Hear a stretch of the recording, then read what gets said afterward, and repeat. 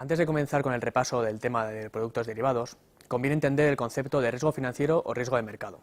De esta manera entenderemos mejor la finalidad de los productos derivados. El riesgo de mercado o riesgo financiero es la variabilidad que sufre el precio de un activo financiero. Es el grado de certidumbre sobre el precio del activo en el futuro. Se suele calcular mediante la volatilidad. Así, por ejemplo, la renta variable, el IBEX 35, por ejemplo, tiene una volatilidad histórica del 26%, mientras que la renta fija corporativa grado de inversión tiene una volatilidad histórica del 6%. Existe, por lo tanto, menor certidumbre sobre el precio de la renta variable que sobre el precio de la renta fija corporativa grado de inversión. La propia existencia de la volatilidad es uno de los principales motivos por el cual existen los productos derivados, con el fin de minimizar o eliminar el riesgo de variabilidad del precio. En este caso, estaríamos ante una operación de cobertura de riesgos. Tenemos el activo subyacente en cartera y contratamos un producto derivado sobre ese mismo activo con el fin de eliminar o reducir el riesgo de variabilidad del precio.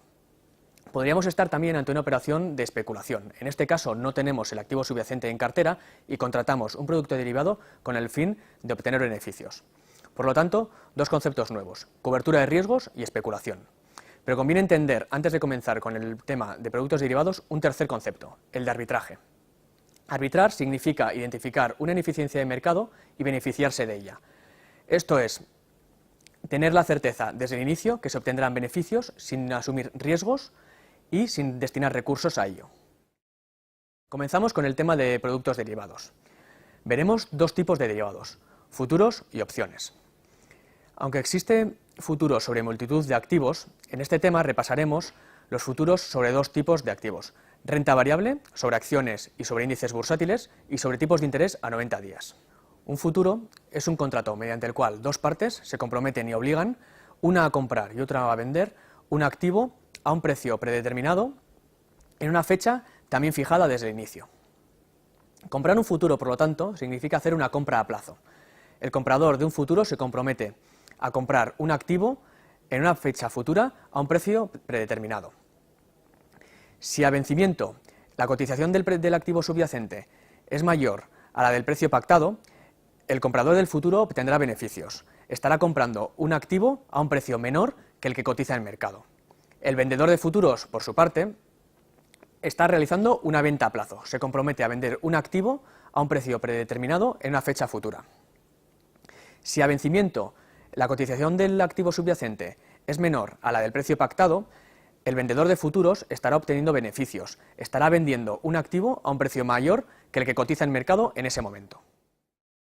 Si hemos dicho que un futuro es un contrato de compraventa a plazo, de una obligación, de un compromiso, en el caso de las opciones, y la propia palabra lo dice, existe la opcionalidad. Los compradores de opciones tendrán el derecho, la opción, de comprar o vender a un precio fijado de antemano en una fecha futura.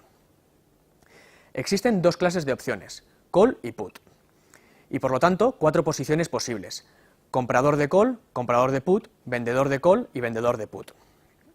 El comprador de call tiene el derecho a comprar un activo en una fecha futura a un precio fijado en el inicio. Por tener ese derecho, al inicio del contrato, el comprador de la call paga una prima. El vendedor de la call recibe esa prima al inicio del contrato por tener la obligación de vender el activo si el comprador decide ejercer su derecho. El comprador de una put, por su parte, tiene el derecho a vender un activo en una fecha futura a un precio pactado inicialmente. Por tener ese derecho, paga una prima. El vendedor de put recibirá una prima al inicio del contrato y estará obligado a comprar el activo a ese precio fijado al inicio del contrato si el comprador de la put decide ejercer su derecho de venta. ¿Cuándo ejercerá el derecho de compra y venta el comprador de call y put? En el caso de la call, el comprador ejercerá su derecho de compra cuando el precio de cotización del activo subyacente en mercado sea mayor al precio pactado, al denominado strike. En este caso, tendrá el derecho a comprar un activo a un precio menor que el que cotiza en mercado en ese momento. El comprador de put, por su parte, ejercerá su derecho de venta cuando la cotización del activo subyacente sea menor a la del precio pactado. En este caso, podrá vender un activo a un precio mayor que el que cotiza en mercado en ese momento. En estos gráficos vemos el denominado payout. Esto es, el beneficio o pérdida que tendrán los compradores y vendedores de call y put ante diferentes escenarios de cotización del activo subyacente dado un strike.